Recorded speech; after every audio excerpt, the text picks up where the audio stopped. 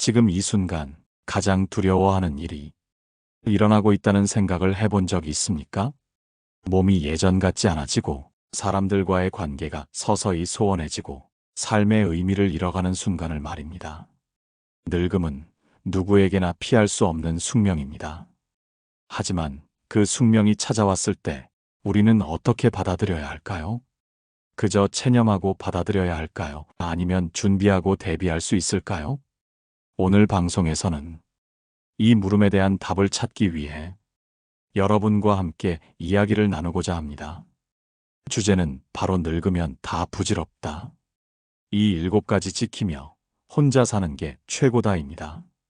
이 문장을 들었을 때 누군가는 슬픔을 느낄 수도 있고 또 누군가는 위로를 느낄 수도 있을 것입니다.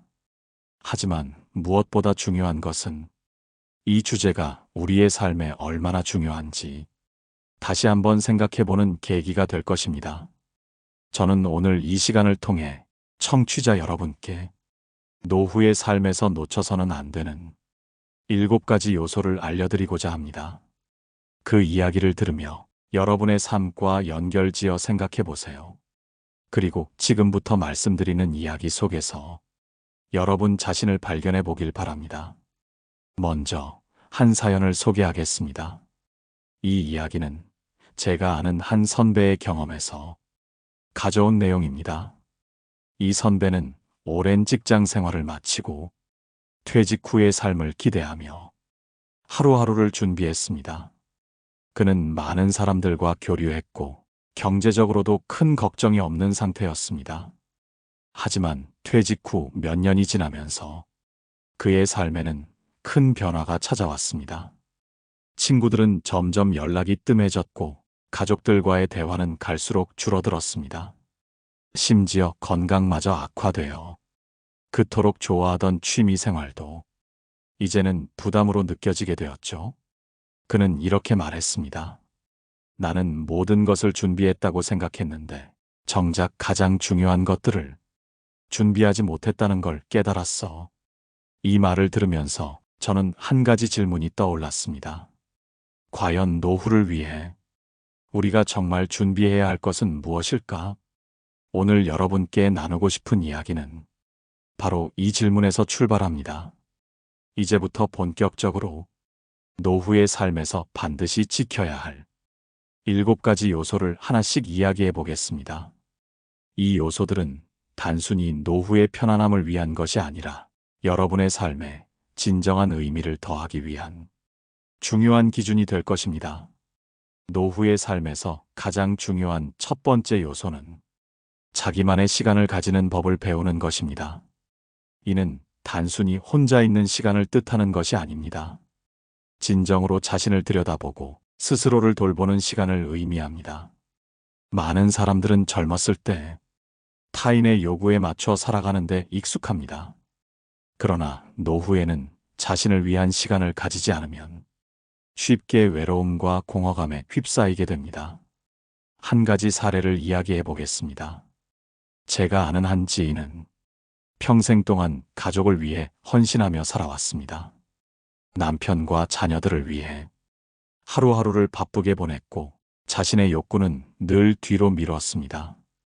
그녀의 삶은 그 자체로 가족의 희생과 사랑으로 빛났지만 정작 자신만을 위한 시간은 단 한 번도 가져본 적이 없었습니다. 시간이 흘러 자녀들이 성장하고 남편과의 대화마저 줄어들면서 그녀는 점점 자신의 삶에서 무언가가 빠져나간 듯한 허전함을 느끼게 되었습니다. 그녀는 말했습니다. 내 삶은 온통 누군가를 위해 흘러갔는데 이제는 내가 나를 위해 살아가는 방법을 알 수가 없어요. 이 말을 들으면서 저는 우리가 왜 자기만의 시간이 중요한지 다시 한번 깊이 생각하게 되었습니다. 누군가를 사랑하는 것도 중요하지만 자신을 돌보고 사랑하는 일은 결코 소홀히 해서는 안 되는 부분입니다.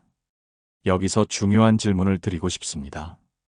여러분은 하루 중 몇 시간을 오로지 자신만을 위해 쓰고 있나요? 혹시 누군가를 돌보고 그들의 기대를 충족시키는데 모든 시간을 소비하고 있지는 않나요? 만약 그렇다면 지금부터라도 스스로를 위한 시간을 만들어야 합니다. 자기만의 시간을 가지는 것은 단순히 혼자 보내는 시간이 아닙니다. 이 시간은 자신과 대화하고 자신의 감정을 돌아보고 삶의 방향을 점검하는 기회가 됩니다.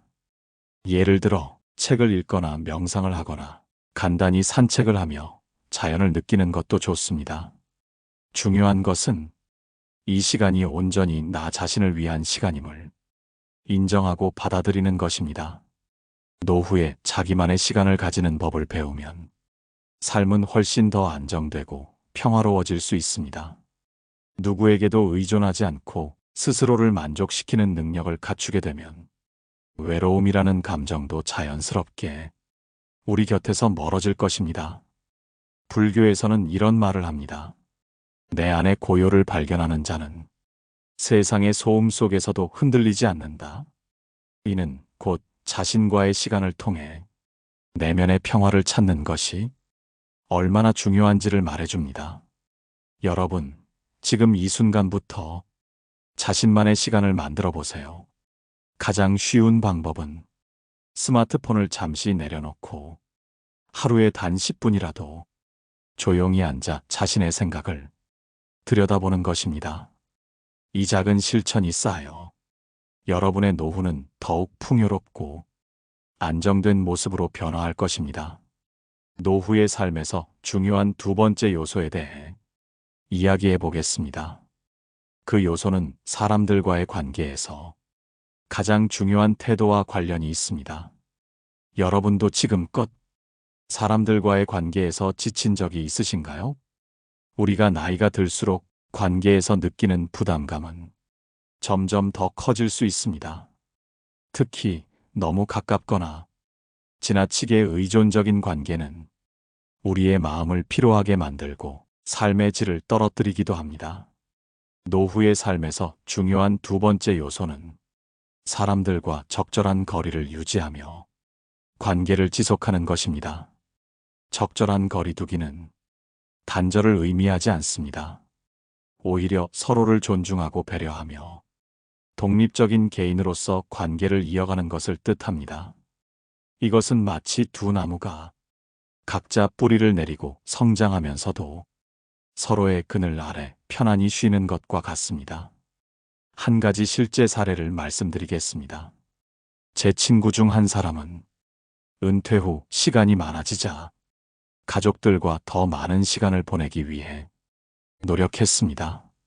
하지만 그 과정에서 서로 간의 기대와 의견 차이로 자주 갈등이 생기곤 했습니다. 그는 자녀들에게 자신의 경험을 나누고 싶었지만 자녀들은 자신들의 방식으로 문제를 해결하고 싶어 했습니다. 그는 점점 내가 더 많은 것을 해줘야 하나? 왜 내 진심을 이해하지 못할까? 라는 생각에 사로잡혀 힘들어했습니다. 이때 그는 관계의 거리두기를 배우게 되었습니다. 그는 더 이상 자녀들의 삶에 지나치게 관여하지 않고 필요할 때 도움을 줄 준비만 하기로 했습니다. 그 결과 그의 삶은 훨씬 여유로워졌고 자녀들과의 관계도 더욱 원활해질 수 있었습니다. 여기서 여러분께 묻고 싶습니다. 여러분은 현재 누군가와의 관계에서 어떤 어려움을 겪고 계신가요? 혹시 지나치게 가까워져서 스스로를 잃어버린 듯한 기분이 드시진 않나요? 그렇다면 지금이야말로 관계의 거리를 다시 점검해 볼 때입니다. 적절한 거리를 유지하는 방법은 어렵지 않습니다. 우선 스스로를 존중하고 내가 무엇을 원하는지 명확히 아는 것이 중요합니다.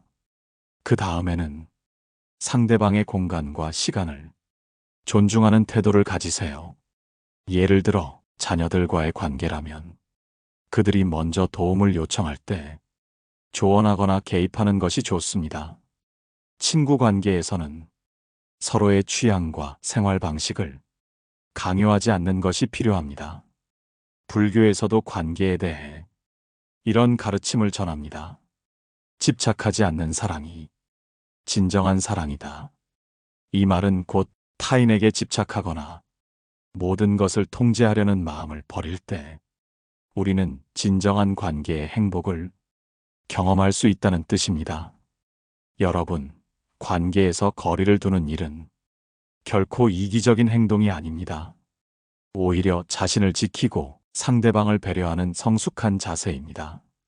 이렇게 하면 우리는 더 이상 관계 속에서 소진되지 않고 오히려 서로에게 힘이 되는 건강한 관계를 유지할 수 있습니다. 다음 파트에서는 노후의 삶에서 더욱 중요한 세 번째 요소, 물질적 안정에 대해 이야기하겠습니다. 돈과 관련된 문제는 우리 모두에게 예민한 주제이지만 이를 제대로 다루는 법을 배운다면 노후는 훨씬 더 편안해질 것입니다. 여러분도 물질적 안정에 대해 고민해 보신 적이 있으신가요? 나이가 들수록 우리는 점점 더 많은 선택 앞에 서게 됩니다. 어디에서 살아야 할지, 어떻게 시간을 보내야 할지, 그리고 누구와 함께 할지 등 다양한 결정이 필요해집니다. 이 모든 선택의 배경에는 물질적 안정이 필수적인 기반이 됩니다.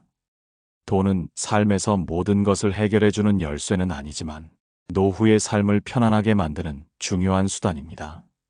물질적 안정이 없다면 우리는 자신을 돌보는 일조차 어려워질 수 있습니다.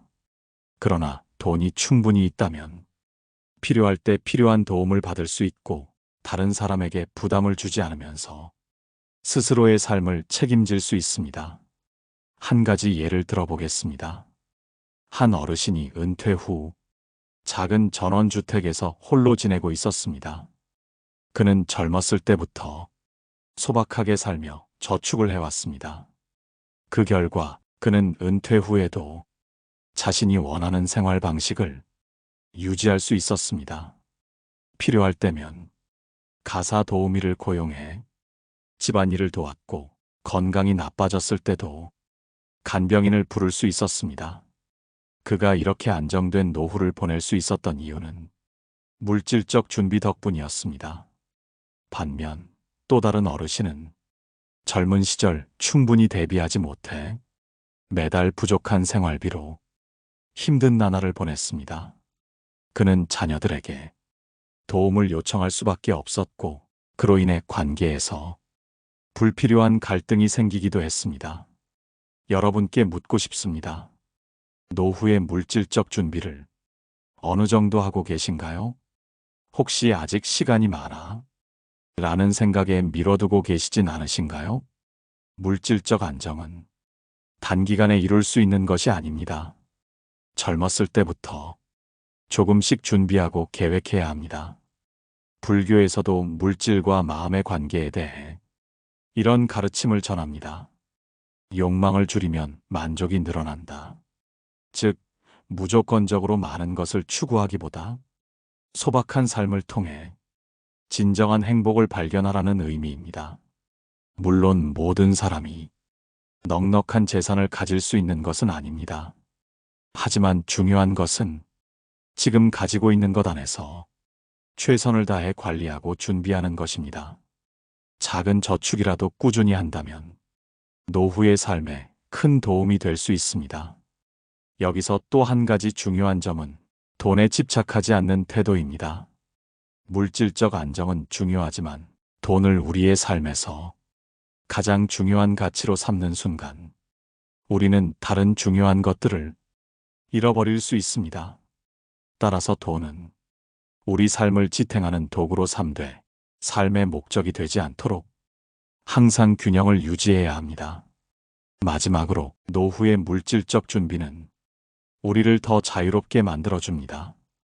돈 걱정 없이 원하는 활동을 하고 필요한 사람들에게 도움을 줄 수 있는 능력은 우리의 삶을 더욱 풍요롭게 만듭니다.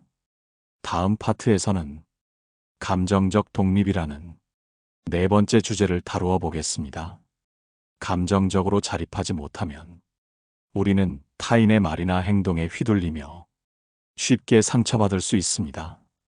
여러분은 스스로의 감정을 어떻게 다스리고 계신가요? 사람과의 관계는 언제나 복잡합니다. 나이가 들수록 관계의 깊이는 얕아지고 서로 기대는 일은 줄어드는 것이 보통입니다. 하지만 관계에서의 상처는 나이가 들었다고 해서 덜 아픈 것이 아닙니다. 오히려 노년에는 마음이 약해지고 외로움이 깊어져 작은 말 한마디에도 크게 상처받을 수 있습니다. 이때 필요한 것이 바로 감정적 독립입니다. 감정적 독립이란 타인의 말과 행동에 휘둘리지 않고 스스로의 감정을 다스릴 수 있는 능력을 의미합니다. 우리의 삶에서 많은 갈등과 고통은 타인의 반응에 지나치게 의존하는 데서 옵니다. 예를 들어 누군가가 내 말에 공감하지 않거나 무심코 내뱉은 말이 나를 비난하는 것처럼 느껴질 때 우리는 쉽게 화를 내거나 슬퍼집니다. 하지만 감정적 독립이 이루어진 사람은 그런 상황에서도 자신의 마음을 지킬 수 있습니다. 한 사연을 떠올려 보겠습니다. 70대 초반의 한 어르신은 자녀들에게 지나치게 의지하던 분이었습니다. 무슨 일이 생기면 항상 자녀들에게 연락해 도움을 요청했고 작은 갈등에도 크게 낙심하곤 했습니다. 그러던 어느 날 자녀가 이제는 스스로 해결해 보세요라고 말하자 그는 큰 충격을 받았습니다. 자녀가 자신을 사랑하지 않는다고 느꼈고 몇 날 며칠을 슬픔에 잠겼습니다. 그러나 시간이 지나며 그는 조금씩 자신의 삶을 되돌아보기 시작했습니다. 그는 내 감정을 내가 다스리지 못하면 누가 나를 대신해 줄까? 라는 생각에 이르렀습니다. 그 후 그는 작은 변화들을 만들어 갔습니다. 자신이 좋아하는 취미를 찾았고 감정을 기록하며 스스로를 이해하려 노력했습니다. 몇 달 뒤 자녀들과의 관계도 한결 나아졌고 그는 더 이상 자녀의 반응에 크게 휘둘리지 않게 되었습니다. 여러분은 어떠신가요? 타인의 말과 행동이 여러분의 하루를 결정짓는 경우가 있지 않으신가요? 예를 들어 친구의 무심한 말 한마디에 온종일 기분이 상한 적은 없으셨나요? 혹은 가까운 사람의 무관심에 스스로를 낮게 평가한 적은 없으신가요? 감정적 독립은 이런 상황에서 우리에게 자유를 줍니다. 불교에서는 마음을 다스리는 것을 매우 중요하게 여깁니다. 모든 것은 마음에서 비롯된다는 가르침은 우리가 느끼는 고통의 근원이 바로 우리의 내면에 있다는 사실을 상기시킵니다. 타인의 말과 행동을 변화시키는 것은 어려운 일이지만 우리 자신의 마음을 조금씩 변화시키는 것은 가능합니다. 감정적 독립을 이루기 위해 우리는 몇 가지를 실천할 수 있습니다. 첫째, 자신의 감정을 인정하고 받아들이는 것입니다. 화나거나 슬퍼하는 자신을 비난하지 말고 그저 있는 그대로 받아들여 보세요. 둘째, 감정을 객관적으로 바라보는 연습을 해보세요. 지금 내가 화난 이유는 무엇인가? 이 감정이 얼마나 오래 갈까? 와 같은 질문을 통해 감정을 분석해 보세요. 셋째, 나를 위한 시간을 가지는 것도 중요합니다. 혼자만의 시간을 통해 스스로를 돌보는 여유를 갖는다면 감정적 안정감이 찾아올 것입니다. 감정적으로 독립한 사람은 삶의 많은 문제에서 자유로워집니다. 그들은 타인의 평가에 휘둘리지 않고 자신의 기준으로 삶을 살아갑니다. 노년의 삶에서 이런 태도는 우리에게 진정한 평화를 가져다 줍니다. 다음 파트에서는 사회적 관계의 단순화에 대해 이야기하겠습니다. 복잡한 인간관계는 노후의 스트레스 주요 원인 중 하나입니다. 여러분은 과연 어떤 사람들과 관계를 유지하며 살아가고 싶으신가요? 우리는 살아가며 수많은 사람들과 관계를 맺습니다. 어린 시절 친구부터 시작해 학업, 직장, 가족 등 다양한 환경에서 만들어진 관계들은 어느새 우리의 삶에 깊이 얽히게 됩니다. 하지만 나이가 들어가며 이런 관계들이 점차 복잡해지고 심지어는 스트레스의 주요 원인이 되기도 합니다. 관계 속에서 우리는 때로 상처받고 때로는 스스로를 잃어버리는 경우도 있습니다. 이럴 때 필요한 것이 바로 사회적 관계의 단순화입니다. 한 어르신의 이야기를 들어보겠습니다. 그는 60대 후반에 은퇴한 후 오랜 친구들과 모임을 지속하며 바쁜 일정을 이어갔습니다. 하지만 점차 그는 모임에 나가는 일이 부담으로 다가오는 것을 느꼈습니다. 모임의 주제는 늘 같았고 서로의 자랑과 비교가 이어지는 대화 속에서 마음의 공허함이 커졌습니다. 게다가 건강이 악화되며 모임 참석조차 힘들어졌지만 관계를 끊는 것은 두려웠습니다. 그러던 어느 날 그는 스스로에게 질문을 던졌습니다. 이 모임이 정말 내 삶에 필요한가? 결국 그는 몇몇 가까운 친구들과의 소통만 유지하며 다른 관계들은 정리하기로 결심했습니다. 결과는 놀라웠습니다. 그는 시간을 되찾았고 더 이상 억지로 맞추지 않아도 되는 심리적 자유를 얻게 되었습니다. 오히려 가깝게 남은 친구들과의 관계는 더욱 깊고 진솔해졌습니다. 여러분도 비슷한 경험이 있으신가요? 사람들과의 약속을 억지로 이어가다 보면 지치고 허무한 기분이 들 때가 있지 않으신가요? 혹은 관계를 유지하려고 필요 이상으로 자신을 희생한 적은 없으신가요? 사회적 관계를 단순화한다는 것은 모든 관계를 끊는 것이 아니라 내 삶에 진정으로 필요한 관계를 구분하는 과정입니다. 불교에서도 이런 관계의 단순화는 삶의 지혜로 여겨집니다. 특히 5가지 욕망을 버리고 가장 소중한 것을 지키라는 가르침은 삶에서 군더더기를 덜어내고 본질에 집중하라는 메시지를 담고 있습니다. 우리가 맺는 모든 관계가 우리에게 도움이 되는 것은 아닙니다. 때로는 관계를 끊는 용기가 삶의 평화를 가져옵니다. 그렇다면 관계를 단순화하려면 어떻게 해야 할까요?